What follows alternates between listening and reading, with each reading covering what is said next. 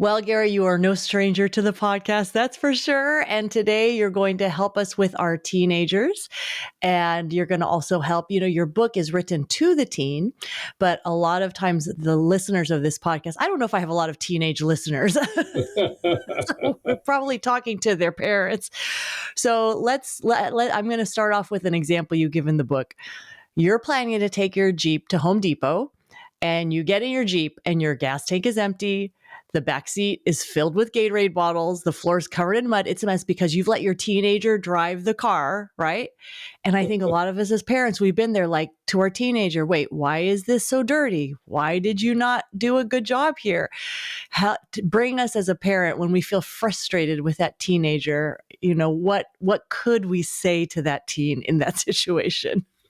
Well, let me say, first of all, it would be far better if you make some guidelines for the teenager about the car beforehand. Yeah. Now, we're going to let you drive the car. Every Saturday, you have to have it washed by noontime, and whatever else you want to tell them, and then maybe you have to show them how to wash the car, because maybe they don't know that. And you say, and now, if you don't get it washed every Saturday by noon, you lose the privilege of driving for 2 days. So when we make a guideline like that for teenagers, it lets us and them know what's going to happen if they leave it in a mess and that sort of thing that you just described. And we're going to work out far better, I'll tell you. And you're less likely to get upset. You're able to say, honey, you remember that guideline that we gave you, or two, what do you want to call it, a rule? And, the car's a mess. So I hate it, but you're going to have to lose the privilege for 2 days. And they're going to nod their head and say yes. And they may cry, but they understand, and it won't happen again. Yeah. You must have been talking to my husband, James, because he is all about it has to be, and we have not done this perfectly, but he'll be like, you have to be clear from the beginning and expect that they're going to kind of mess up. And when they mess up, what is the consequence? And if you don't tell them the consequence, that's not kind to them, because then they don't know what, so it's kind to tell them the consequence. Talk to the parent, though, that's like, oh, I don't like doing that. I don't like giving those rules to my children. Well, I would say, I understand you want them to be free, et cetera, et cetera. Listen, children who just do what they want to do when they want to do it are not going to be prepared for adulthood, because they will do that when they get to be adults. All of us live under rules. There's speed limits, and there's all kinds of things. We live under rules. It's a part of life. If you're going to survive, everybody can't simply do what they want to do. And we want to raise children that are responsible, that when they get to be independent of our, parenting, get to be adults, they'll be adults who will be responsible and will have a positive impact on the world. So really, it's an act of love. It's the same thing God does for us as his children. We violate his program. The Bible says clearly, God is going to discipline us. He's going to chastise us. That's a biblical word. Because he loves us. Yeah. And he wants to get us back on the road. So letting them know that there are consequences, and then lovingly applying the consequences. That is not yelling and screaming at them because they fail, but tell them, you understand, sometimes you forget or whatever, and I understand that, but you have to suffer the consequences. There's always consequences when we break the rules. If they grow up like that, you're raising a responsible young person who's going to be a great adult. So good. Let's say that your child, responds well to that. Is like, okay, yeah, I it was a mess. I violated it. I get it. But what if your child is disrespectful, right? So they're the ones that messed up. They're the ones that didn't wash the car. They're the ones that made it dirty. But their attitude is like, they're rolling their eyes. They're like talking to you, bad. They're like, oh, you're just like so mean and you're so petty. You don't care. Your car is dirty too. Like they are giving you this kind of thing. What do you suggest if you have a child who is disrespectful, a teenager? I think I would say, first of all, you listen to them, because they're operating out of their own anger or their own hurt. And so you listen to them. You don't tell them, shut up and don't talk to me that way. I mean, because then you're doing the right, same you're thing. Doing it too.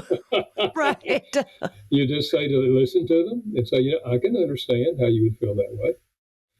And you're right. My car is sometimes dirty, but I own my car. I'm letting you use this car and drive this car, and so you have to be responsible for it.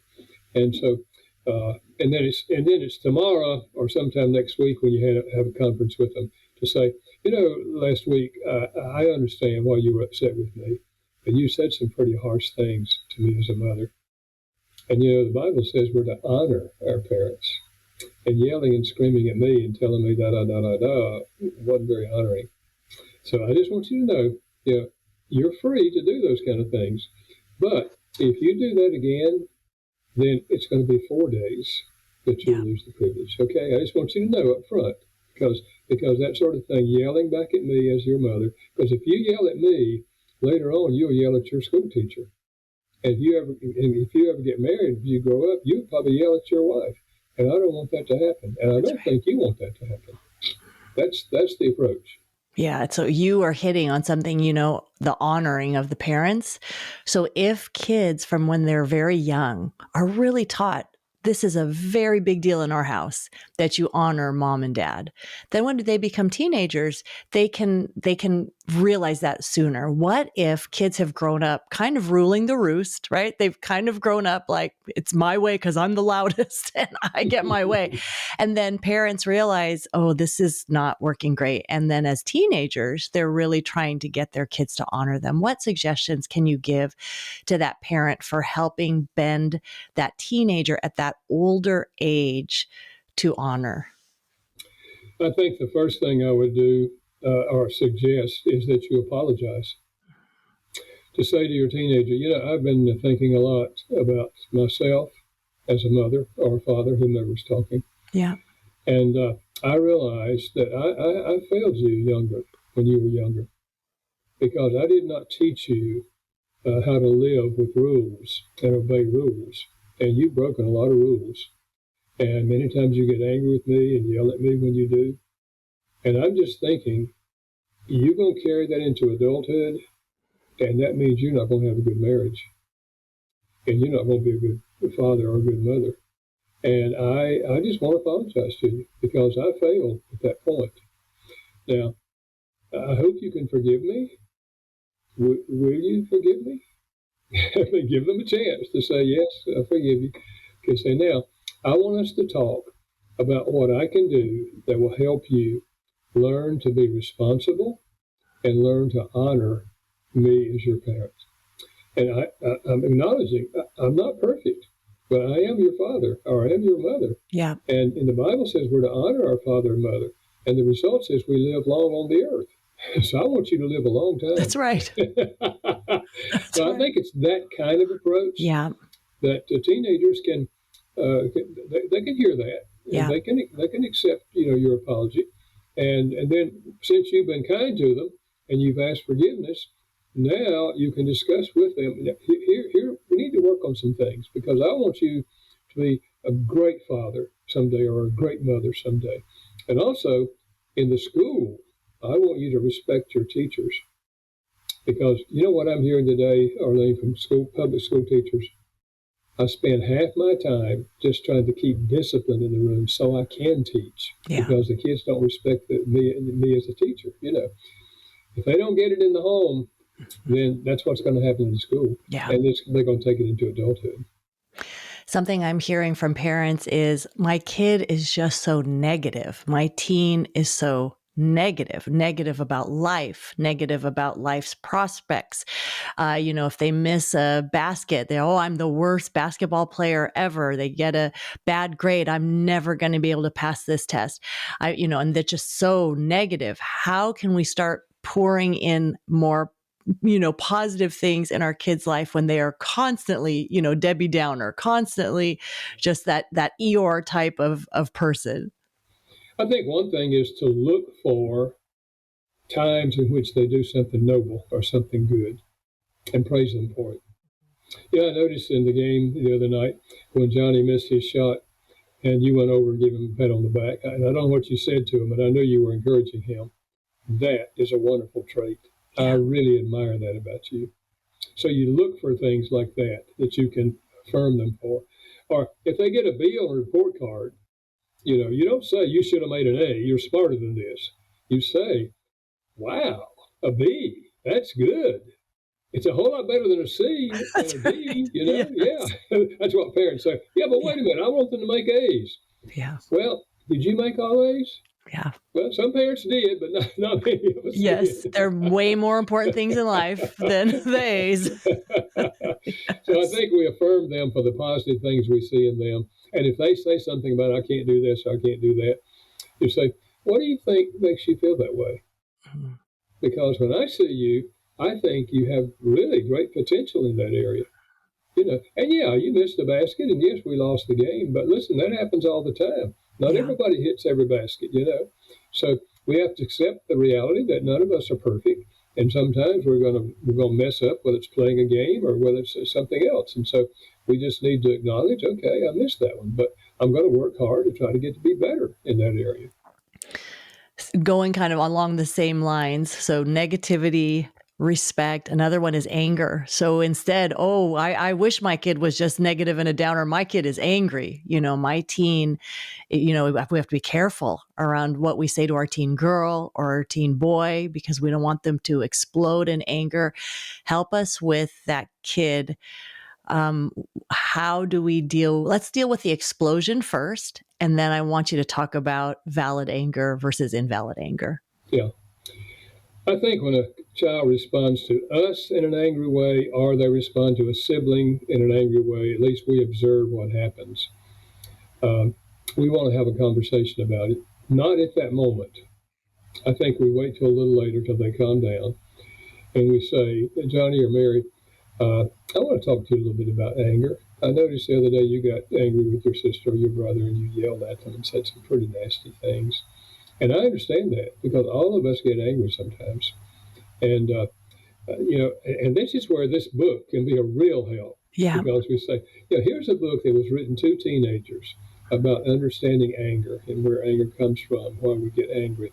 And I'm gonna let you read it, and then I'd like for us to discuss it. Just sit down and discuss what's in this chapter about anger. Because I get angry sometimes. Every human being gets angry. And I'll just throw this out to you.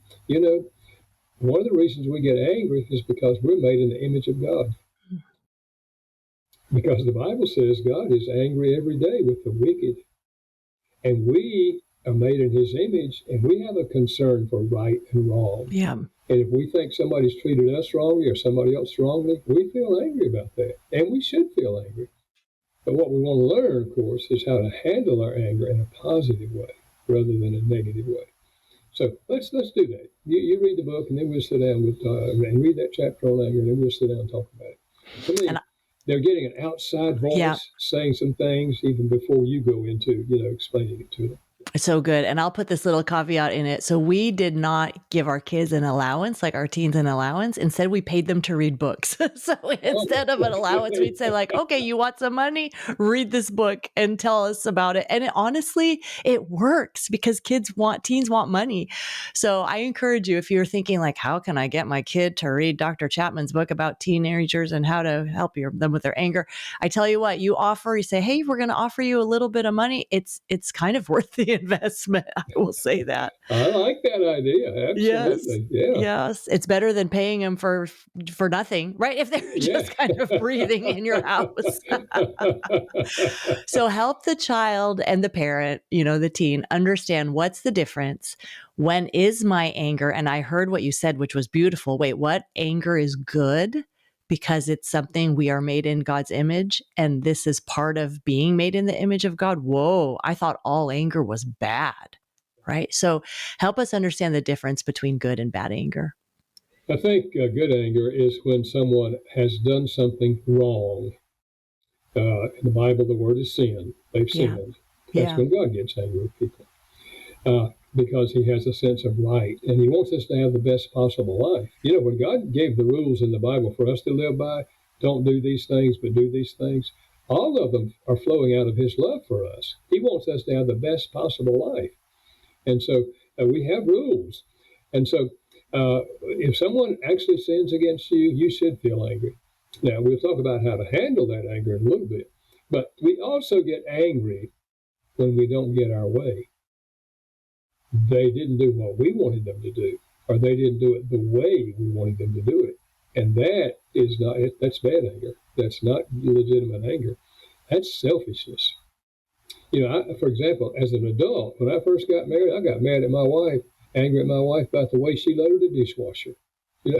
She just threw them in like she's playing frisbee. You're supposed to organize it, girl. But it's not a sin. What she did was not a sin. It's just she wasn't doing it my way, the way I wanted it done. And so sometimes I, as a parent, will get angry because you or somebody else is not doing something I think the way it ought to be done. Yeah. And you'll get angry at your siblings or at me sometimes because you think I'm not doing what you want me to do. So we have to decide, is this selfishness, I'm not getting my way, or has somebody really sinned against me? Yeah. And if they've sinned against you, the Bible's very clear. You go to them kindly and you say, I don't know how you feel about this, but I was really hurt and angry when you did da da da da da da da da da da da. And I don't know, maybe I'm misreading this. Can you explain it to me? And maybe they will admit, you're right, it was wrong. What I did was wrong. Or maybe they'll explain it to you and you'll understand, oh, okay, I read that differently. I was misunderstanding that. So I think having a good discussion with a teenager, not just a one-time discussion, you want to discuss this along the way as they continue to move toward independence. But I do think helping a teen understand anger, the two kinds of anger, and what to do with each of those is going to be preparing them for life, because as adults, they will also experience anger. If they get married, sometimes toward their spouse, and sometimes toward other people. And at school, you may get angry with people. And if what they're doing is wrong, you should be angry. And if what they're doing is just simply not what you want, then that's selfish anger. And so we have to learn how to respond to both of those. And to be able to distinguish what is a real wrong and what isn't. Because I think many teenagers are seeing, well, that was a real wrong towards me, because they're being taught through social media and different harmful things that, you're a victim and people are against you, and you have the right to retaliate because they out there did this terrible thing to you. So we're really being kind of soaked. Kids are being soaked in this.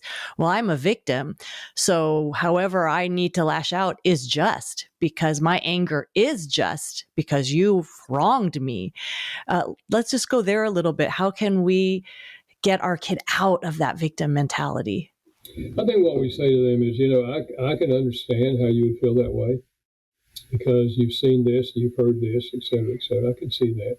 But, we're Christians, our family, and we believe the Bible, and the Bible expresses God's love to us.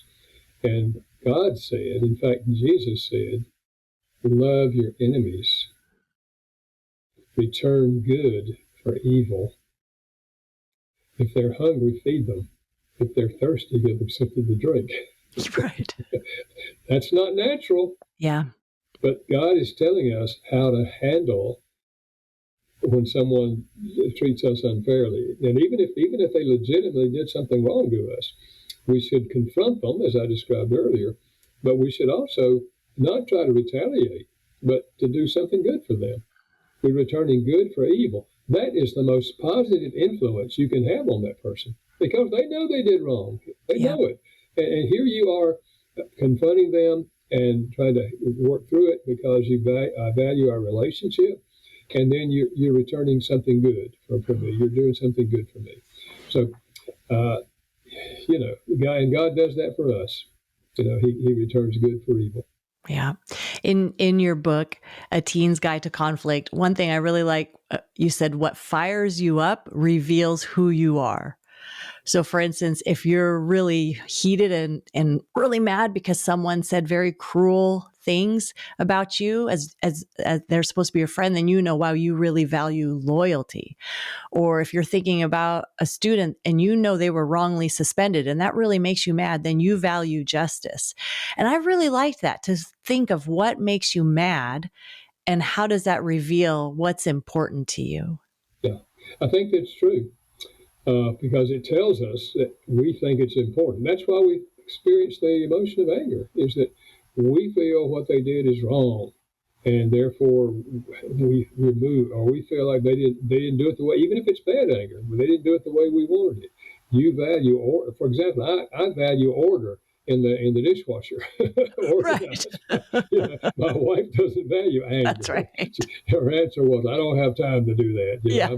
When I'm They all cooking. get clean in there. It doesn't matter how they're set up. That's right. That's right. So, yeah, but I think no question about it. Mismanaged anger destroys marriages, hurts children, and we end up hurting other people. Mismanaged anger. So it's really important that we have open discussions with our teenagers along the way, not just one conversation, but along the way about anger and how to handle anger. And when we see that they're handling it in a positive way, we say to them later, I really appreciate the way you handled that situation.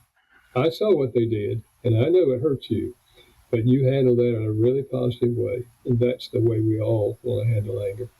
So we affirm them as they begin to catch on how to handle anger in a positive way. You write in your book about like if there's a calm person in your life who can help you manage your anger. And I really like that. Just like another person, maybe that's not your mom or dad, but a mentor type person in your teenager's life that would be able to come alongside of your teenager and say, you seem really angry. Let's talk about that. And helping them kind of sort through, is this a legit anger or is this not a legit anger? How can we as parents help our kids find these mentors? Yeah. Well, I think one way is to have them involved in church, because typically in church there are older people, men and women, who love teenagers and who would love to have a relationship with a teenager. And so in church, there are classes for teenagers, and so they're meeting, someone who's teaching that class, and they're teaching because they love teenagers and they care about teenagers. So I think having people outside the family who are Christians, who take an interest in our children, and our children begin to develop a relationship with them, very, very positive. But sometimes it can be a family member, an aunt or an uncle that they're close to, for what reason, whatever reason. A grandma or grandpa. I think about you with your, yeah, absolutely, yeah.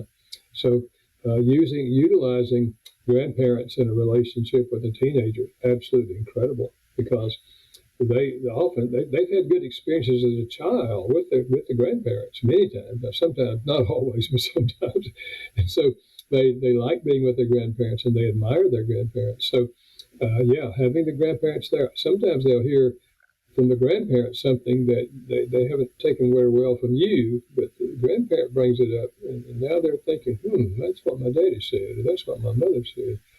They walk away and think about it now, What were a few ways that you kept connecting with your teenage grandkids, right? Because you were not necessarily in the same city, which a lot of listeners may not live close to their grandkids. How were ways that you kept in touch with yours? Well, one way is with the phone. Our granddaughter, for example, calls my wife, who was her grandmother, every Sunday afternoon at 3 o'clock. Oh, and she's 25 years old now. My goodness. She's still doing it. She's single. Yeah, she still calls her every week. Yeah. Our grandson, I never talked to him every day when he was a teenager, but I did talk with him, not even every week like that on a special time, but periodically, every week or every 2 weeks. I'm calling him for one time or another, or he calls me one time or another. And another way, with my grandson especially, was taking him on trips, just the two of us. Yeah. And we would go hiking together. I remember when he was 13, I said, if you could go anywhere in the world, where would you like to go? He said, Papa, I would like to see the Brazilian rainforest. I said, that's interesting. Why did you say that? He said, well, I've been reading about it, and I'd like to see it. I said, well, that's very interesting. I had no idea that I would ever be able to do that, Right. A month later, I get an email from my Brazilian publisher asking me to come and do a week-long speaking tour in Brazil. Right. I wrote back and said, well, if I can bring my 13-year-old grandson, and if after I finish speaking, you will arrange for us to have 2 days in the rainforest, I will come. And they did. Right. All that happened only because your grandson wanted to go to the rainforest. That's right. That's right. I may not even go to Brazil if he had wanted to go to the rainforest. Oh, and it's both so of us funny. have memories that we'll never forget. Yeah. So building, whether you're a parent or a grandparent, building memories by doing things with the children individually. Another thing I did with our own children when they were growing up during the teenage years, I would take my daughter out for breakfast every other week, and I'd take my son out, just the two of us. Yeah. Take them out for breakfast. And they both look back and say, those are some of the best times because we talked, at the breakfast time. It's different from being in the house, going through the regular routine. So doing things like that with teenagers, whether you're a parent or a grandparent, builds a relationship which they're far more likely to trust you and far more likely to take what you say seriously. When the conflict comes, because it's the guide to conflict, then you have some things in the love bank and you're able to talk, versus if you have nothing and then you hit conflict, you're kind of in trouble. Yep, Yeah. You're right. Absolutely. Yeah. Talk about the teenager that is withdrawn. So they're quiet, and it's not a shy or not shy thing. It's just they don't want to engage with the siblings. They don't want to engage with the parents. They kind of want to get by on the least possible energy expended, and they're just withdrawn. They seem unmotivated. The parent has a hard time finding out what are the interests, what's motivating this kid. What do we do with this unmotivated teenager? Well, there's no one answer, I think. There's no magic wand that you can wave to motivate a child. But you can try to see what they are interested in. And sometimes we don't want to go where they are. I remember our son got really caught up with a rock star in that day, And I'm thinking, it's not the best model for him, Yeah. But I started listening to his music, what I could understand of it, and I would repeat some of the positive words in some of the songs Right. to my son, so that I'm communicating to him that I'm with you, I'm thinking with you on this, And then I later actually took him on a trip to the hometown of this singer. Oh, To wow. just visit his hometown, Well, you never forgot that, and I never forgot it, But it meant more to him than it did to me. Yes. I wasn't really into him. I was just into him because I'm into my son. That's right. So I think rather than just trying to stay away from their interests, whatever those may be, go with them into those points of interest and help them, process their thoughts and their feelings regarding whatever it is that they are interested in. Usually they're interested in something. Yeah. Yes, I like that very much. What do you hope, a parent gets? The teenager is probably not going to buy this book, but the parent is going to buy this book and going to hand it to the teenager. Hey, I know you've been struggling. I know there's been a lot of conflict, anger, misunderstandings, loneliness, all those things in your life. And I really think this book will help you. What are you hoping? What do you see happening in the teen's life as they start reading your book and doing the principles inside? First of all, let me say, I like your idea of offering to pay them money to read the book. Yeah. Because that gives them outside motivation to do That's it. That's right. I like that idea. Yes. And then once they do it, I would say read a chapter at a time and discuss it with each other. Yeah. To sit down and say, what do you feel when you learned out of that chapter? What did you find interesting in that chapter? It's where the teenager is hearing a voice other than your voice on the topic of anger and conflict and all these things, and also how to apologize and how to forgive and all of that. That's all in the book. But it gives you a chance to interface with them over what they're being exposed to. So it's not like you're saying, I'm going to tell you this, da, da, da. It's not like you're kind of trying to tell them everything. Yeah. You're letting them respond to what they're reading. I was driving across the state of South Carolina a while back. There was a huge billboard with these words on it. Children who read live happily ever after. And I thought, wow, I've never seen that before. Yes. But there's some truth to that. Yeah. But now we hope, and that's why we want to feed them books, that they're going to read some good books, Right. Some things that are in keeping with what we believe to be true. But I think when you teach your children to read books, and you share with them books like this one, Yes. written to the teenager, you're helping them. You are. Grow in maturity and understand things. And the more they learn from others, the better life is going to be for them. So I would just say utilize the books that are written by people who have studied that area and who have something that would be meaningful to the teenager. But your conversation with them about it is important.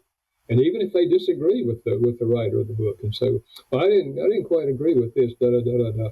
That's interesting. Tell me why you feel that way. Yeah. Just don't preach to them. It's dialogue, not monologue. Right. Well, us parents, we have to remember that because it's like, oh, this is my chance for my monologue. And to realize, oh, okay, I need to literally, I will feel myself closing my mouth. Like, Arlene, close your mouth. Do not speak. Close your mouth. And I have found that, with girls, with my daughters, I can sit across a table with a cup of coffee and talk with them. But especially with my son, it's better if we're walking, we've thrown a Frisbee around and now we're walking around the field and we're chatting and it just feels a lot better. So maybe with your boys, you're walking, and even with girls too, but the walking and talking, I mean, Jesus did this with his disciples. It really is magical. It is good. So go walk with your teenager and talk with them. Dr. Chapman, thank you so much for this. How can people find out more about you and about your new book, which is titled A Teen's Guide to Conflict: How to Deal with Drama, Manage Anger, and Make Things Right? Well, they can go to the website 5lovelanguages.com, the number 5, Yes. 5lovelanguages.com, and they can see this book and all my books, really. They can order it there or they can order it on Amazon, but it's available and out there. And so I would encourage them to do that. And I think, as again, I want to say, a teenager who reads and who discusses the things with their parents is going to be far better prepared for adulthood. It's all the AI in the world of all those little lines will not help a child the same way that if they will start reading books and have the world opened up to them in that way. Thank you so much, Dr. Chapman.